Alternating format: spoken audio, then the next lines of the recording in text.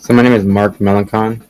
Today I'm going to be explaining a hummingbird's abundance and richness in an urban setting and a natural desert setting. So my research question for my project was, how does a hummingbird's abundance and richness differ between an urban setting and a natural desert? So hummingbirds located in urban areas and a natural desert area, it affects the wildlife in a variety of ways.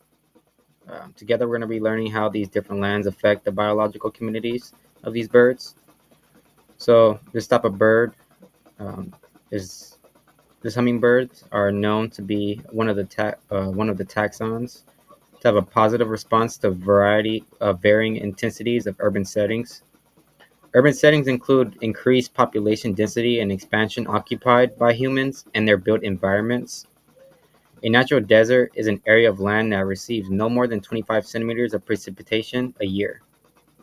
So, according to Lazarov D., the coastal hummingbird inhabits desert scrub communities dominated by cactus, octilio, tuberosa, and wolfberry, which makes them most arid adapted hummingbird. So, the concept of species richness is the key to understanding the many species on our planet. Life is not evenly distributed on Earth. So each place, including where you live, supports a unique collection of plants and different animals. So a coastal hummingbird's richness in a natural desert setting is greater than an urban setting.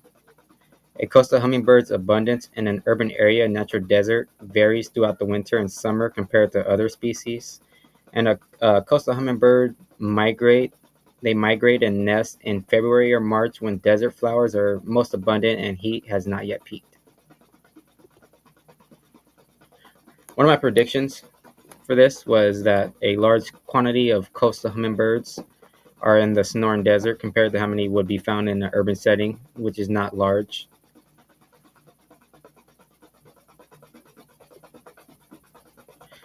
Coasting hummingbirds, they prefer to pollinate and nest in urban areas before it gets too hot. So according to Ingoloff, DL, during the non-breeding season, they use similar dry habitats as well as parks, gardens, and higher elevation mountains.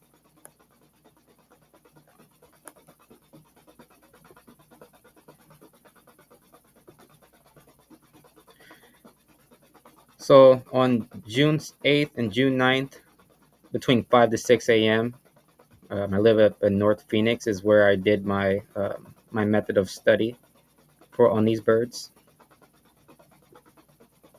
I wasn't able to see the coastal hummingbird because they don't migrate over to Arizona urban areas. But early in the morning, I would sit outside for a couple hours on different days. I observed my flower bed and nectar and the nectar feeder using a video recording on my phone. The first day I had my nectar collector set up, the hummingbirds preferred the feeder over the flowers. And the following day, I removed the feeder and they showed up around the same time. And they circled around and flew up to my car back and forth, like would come really close up to my window where I was at. I had my window down. Um, it seemed like they were pretty upset.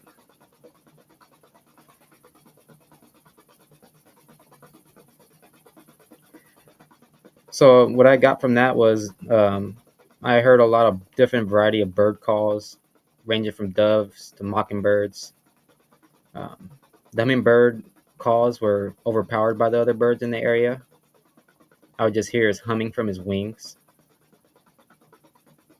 So, a percentage of coastal hummingbirds that visit urban areas per year compared to the amount of time they spend in desert areas. Um, After comparing the species on the bird's color and size, only one specific hummingbird showed up each day, which I believe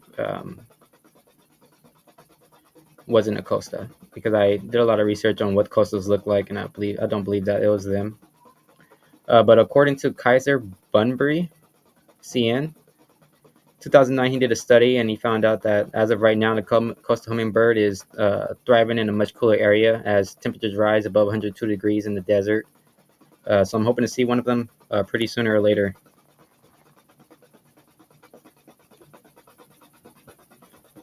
So in Arizona, they arrive in desert areas around mid to late October and leave the desert scrub around breeding season, which when it peaks in March to mid-April.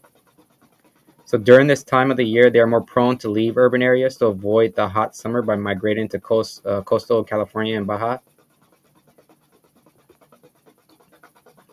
So an independent variable is the difference between the natural desert and urban settings. The dependable variable is the hummingbird's richness and abundance in those areas. The difference between their abundance and richness depends on the seasons in those areas, which factors where they would migrate over to. I used a hummingbird feeder and a recorder for this, which was my phone. Got a lot of sources from online resources, and just the videos of me interacting with them, eating at the feeder, and flying up to the window. So this map table is going to show a percentage of the hummingbird species richness in desert areas. So during spring is when you will find the most abundance of custom birds thriving in the desert areas compared to when in the summer when they migrate over to cooler areas of the world just to escape the heat.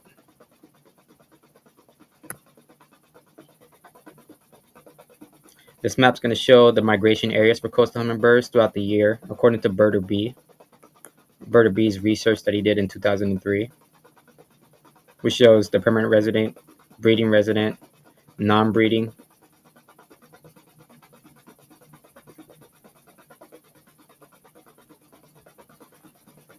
So after collecting the data for this project, it was determined that the specific hummingbird richness in certain areas were a lot richer than others during different times of the year, depending on the season of that area.